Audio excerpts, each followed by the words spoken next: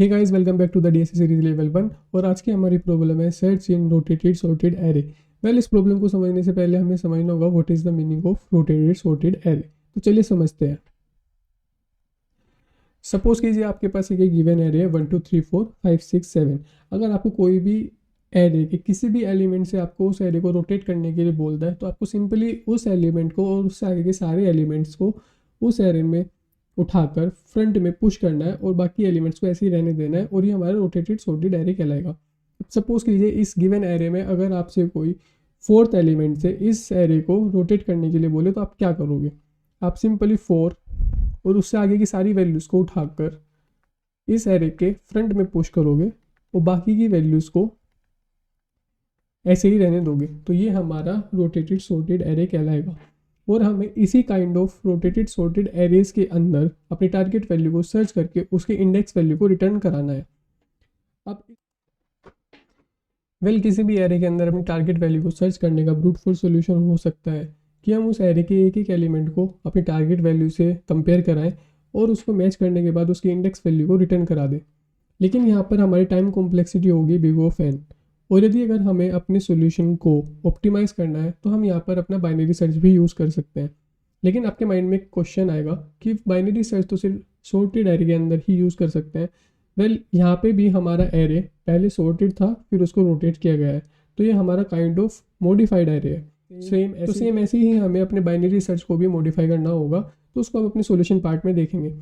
Before moving to the solution part, let me tell you one of the best feature of this kind of arrays.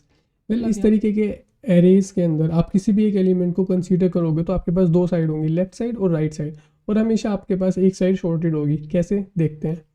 अब suppose कीजिए कि rotated sorted array के अंदर हम 7 को consider करते हैं, तो आपके पास राइट साइड और लेफ्ट साइड दो साइड होंगी।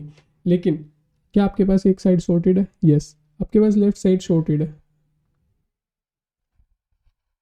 4 5 6 7 इज शॉर्टेड। अब ऐसे ही अगर हम इस सेम एरे के अंदर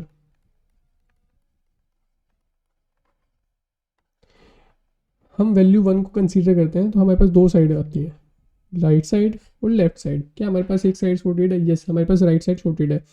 1 2 3 ये हमारी शॉर्टेड साइड है।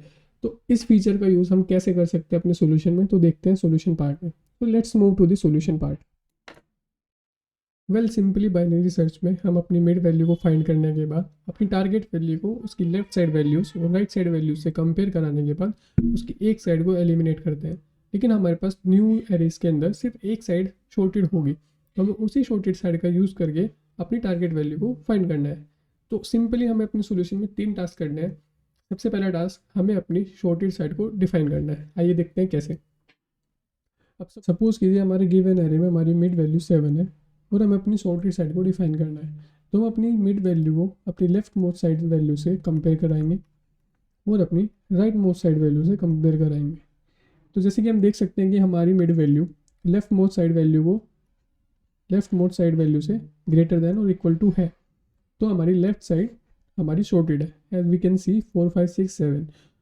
और सेम अगर हमारी मिड वैल्यू 1 हो और अगर हमें अपनी शॉर्टेड साइड को डिफाइन करना हो, तो हम अपनी मिड वैल्यू 1 को अपनी लेफ्ट मोस्ट साइड वैल्यू से और राइट मोस्ट साइड वैल्यू से कंपेयर कराएंगे। जैसे कि हम देख सकते हैं हमारी राइट साइड वाली कंडीशन ट्रू करती है, तो हमारी राइट साइड वैल्यू शॉर्टेड है 1 2 3। सेम ऐसे ही हमें अपनी सेकंड टास्क में अपनी टारगेट वैल्यू को शॉर्टेड साइड में चेक करना है कि वह वैल्यू उस टारगेट साइड में लाई करती है या नहीं। और थर्ड टास्क में हमें अपनी साइड को एलिमिनेट करना है। अगर हमारी टारगेट वैल्यू शॉर्टेड साइड में लाई करती है तो हम उसकी अपोजिट साइड को एलिमिनेट करेंगे, नहीं तो हम अपनी शॉर्टेड साइड को एलिमिनेट करेंगे। और सेम प्रोसेस हम फॉलो करेंगे फॉर दूसरी साइड के लिए। और इस सॉल्यूशन को अच्छे से समझने के लिए हमने यहाँ पर एक एग्जांपल लिया है जिसमें हमें गिवन एरिया है 4 5 6 0 1 2 3 और हमारी टारगेट वैल्यू है 1। सबसे पहले हम क्या करते हैं, अपनी मिड वैल्यू निकालते हैं और उस मिड वैल्यू को यूज़ करते हुए हम अपने फर्स्ट टास्क को कंप्लीट करते हैं, जो कि हमारा है शॉर्टेड साइड को डिफाइन करना। उसके लिए हमने यहाँ पर अपनी लेफ्ट मोस्ट साइड वैल्यू को अपनी मिडिल वैल्यू से कंपेयर कराया है। अगर वह छोटी है यानी हमारी लेफ्ट साइड शॉर्टेड है। सेकंड टास्क, हमें अपनी टारगेट वैल्यू को अपनी शॉर्टेड साइड में चेक कराना है कि वह उस शॉर्टेड साइड में लाई करती है या नहीं। उसको चेक करने के लिए हमने यहाँ पे target is greater than equal to nums of 0 and target is less than nums of 3। यानी कि अगर हमारी लेफ्ट साइड सॉर्टेड है तो हम अपनी टारगेट वैल्यू को लेफ्ट साइड में कंपेयर कराते हैं कि वो लेफ्ट मोस्ट वैल्यू से बड़ी है और हमारी मिडिल वैल्यू से छोटी है, तो वो हमारी सॉर्टेड साइड में लाई करेगी। लेकिन यहाँ पे हमारी लेफ्ट साइड सॉर्टेड नहीं है, तो हम क्या करेंगे, हम एल्स पार्ट में जाएंगे और एल्स पार्ट में अपनी टारगेट वैल्यू को मिडिल वैल्यू से बड़ी है या फिर लास्ट वैल्यू से छोटी है इसे चेक करेंगे। अब जैसे कि हम यहाँ पे देख सकते हैं हमारी टारगेट वैल्यू है 1 जो कि हमारी मिडिल वैल्यू से बड़ी है और लास्ट वैल्यू से छोटी है। ठीक है, तो हमारी राइट सॉर्टेड साइड में हमारी टारगेट वैल्यू लाई करती है। हम अपनी लेफ्ट साइड को एलिमिनेट करेंगे, तो हम क्या करेंगे, अपने लेफ्ट पॉइंटर को उठा के मिड प्लस 1 पे ले आएंगे। ये हमारा लेफ्ट और ये हमारा राइट। ऐसे ही सेम प्रोसेस को हम फॉलो करते जाएंगे और अपनी टारगेट वैल्यू की इंडेक्स को रिटर्न करा देंगे। And this solution will be more clear when we will write the code. So let's move to the code part. तो हमें अपने कोड पार्ट में सबसे पहले लेफ्ट पॉइंटर और राइट पॉइंटर निकालना होगा। उससे पहले मैं अपना एरे का साइज़ निकाल लेता हूँ। Int n equal to nums dot size -1। इसके बाद हम अपने लेफ्ट पॉइंटर को डिफाइन करते हैं और राइट पॉइंटर को डिफाइन करते हैं विच इज़ n। इसके बाद सिंपली हम अपना वाइल लूप चलाते हैं जो चलेगा तक कि हमारी left value is less than और equal to right side value.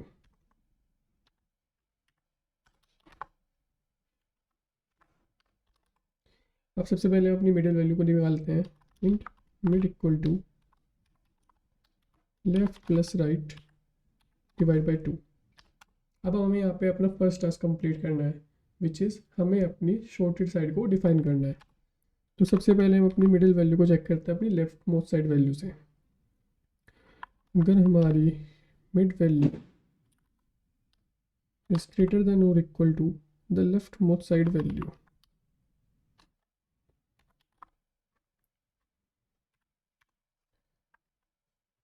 तो हमारी लेफ्ट साइड सॉर्टेड है। अब हमारा सेकंड टास्क होगा कि हमें अपनी टारगेट वैल्यू को लेफ्ट साइड में चेक करना है। If target is greater then nums of left and target is less than nums of mid।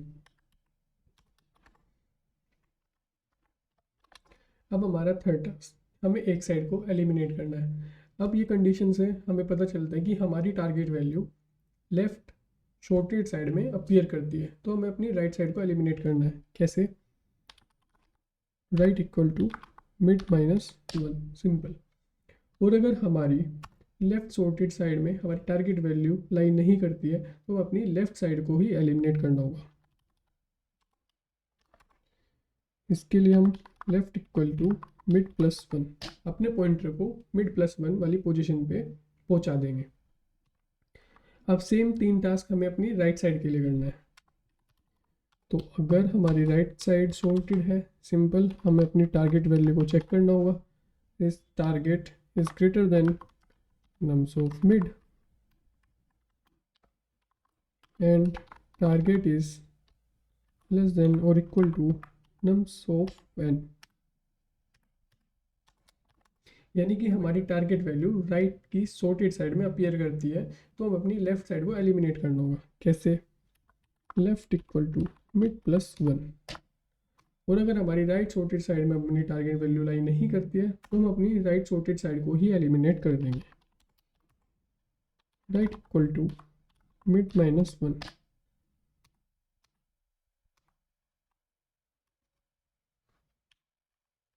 और अगर हमारी टारगेट वैल्यू किसी भी साइड को डिफाइन नहीं होती है तो सिंपली हम -1 रिटर्न कर देंगे। लेकिन इस सॉल्यूशन में हम एक चीज़ को भूल रहे हैं, वह है हमारा बेस केस।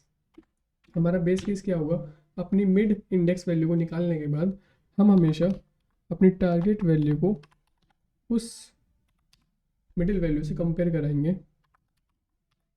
अगर वह मिडिल वैल्यू के इक्वल आती है तो सिंपली हम रिटर्न कर देंगे मिड की इंडेक्स वैल्यू।